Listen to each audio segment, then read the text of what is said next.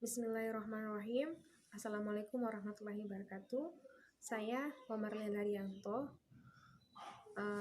Alhamdulillah di video kali ini saya akan menceritakan pengalaman kuliah daring saya dan pemahaman saya terkait dengan hadis tarbawi dan relevansi hadis tarbawi dengan dunia pendidikan. Jadi pengalaman saya dalam kuliah daring ini memang sangatlah mempunyai hal yang sangat luar biasa. Karena kenapa? Ketika mengikuti kuliah harus naik ke puncak gunung, karena di tempat saya tinggal tidak ada jaringannya. Itu adalah satu hal yang sangat membosankan bagi saya, tapi ya mau dan tidaknya harus dijalankan, karena ini adalah kewajiban kita untuk menyelesaikan studi kita. Dan dalam kuliah daring juga baik dilakukan karena pengalamannya sangat baik, karena ada juga materi yang bisa dipahami meskipun melalui kuliah daring. Terima kasih juga kepada dosen yang telah memberikan materinya, saya juga bisa memahami apa yang disampaikan. Sebenarnya kuliah daring ini pengalaman saya juga dalam kuliah daring ini saya lihat waktunya itu tidak lama. Beda dengan awalnya kita belajar itu waktunya sedikit lama.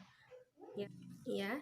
Kemudian saya akan menjelaskan materi hadis tarbawi yang saya pahami ketika mengikuti perkuliahan daring. Yang pertama saya jelaskan yaitu pengertian hadis. Ya, hadis secara bahasa dimaknai al-hadith, yang berarti sesuatu yang baru, kabar, berita, informasi yang baru setelah Al-Quran. Sedangkan secara istilah, hadis adalah sesuatu yang datang dari Nabi Muhammad SAW, baik perkataan, perbuatan, dan ketetapan.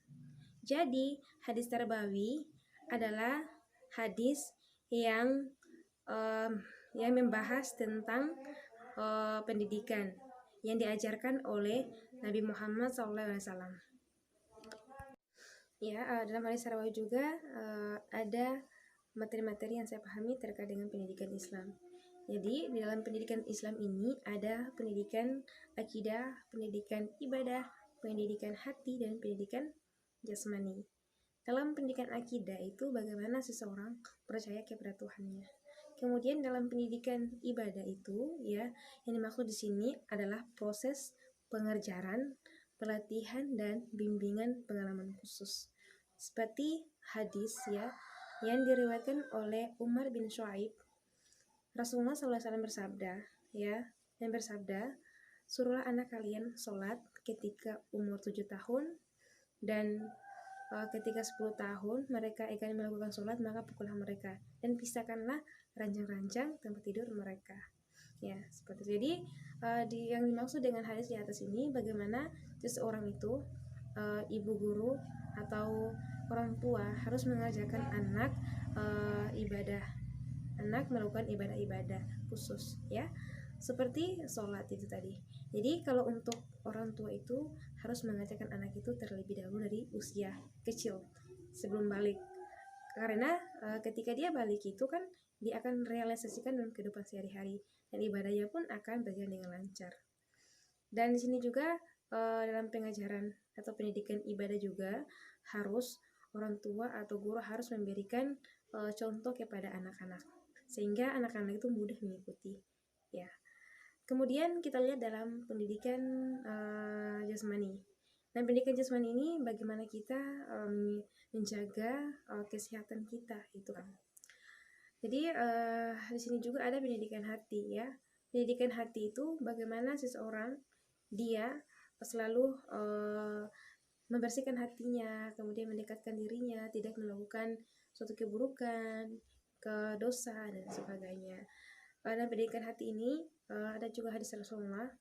Rasulullah lebih menyukai orang yang hatinya bersih dibandingkan orang yang hatinya itu tidak bersih, seperti menceritakan orang lain dan sebagainya, menceritakan kejelekan orang lain.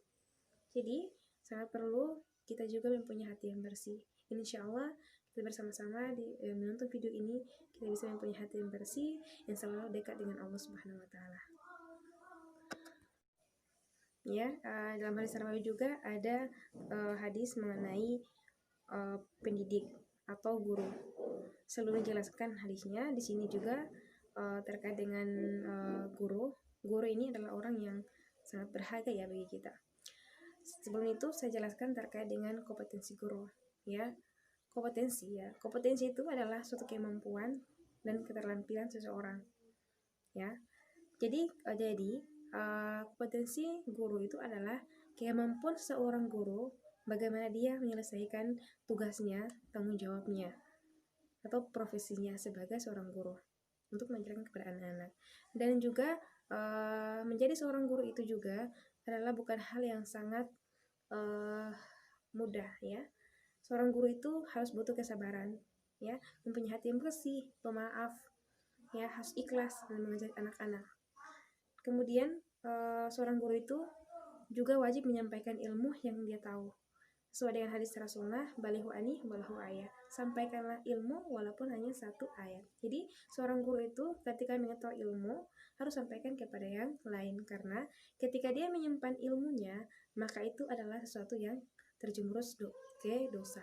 Jadi seorang guru harus menyampaikan ilmu, menyampaikan ayat, menyampaikan hadis, menyampaikan apapun yang dia tahu, ya. Namun ketika dia tidak mengetahui suatu ilmu, jangan sampaikan kepada yang lain. Kemudian terkait dengan hadis mengenai peserta didik. Jadi peserta didik ini adalah orang yang sedang menuntut ilmu atau orang yang sedang meluangkan waktunya untuk menuntut ilmu. Sesuai dengan hadis Rasulullah, ya, yang berbunyi, barang siapa yang menuntut ilmu, maka Allah akan memudahkannya jalan ke surga. Masya Allah, ketika seseorang menuntut ilmu, itu Allah memudahkan jalan ke surga. Gitu. Jadi orang-orang yang berilmu dengan orang-orang yang ahli ibadah, lebih tinggi derajatnya adalah orang-orang yang berilmu. Maka beruntunglah ketika dia lagi menuntut ilmu.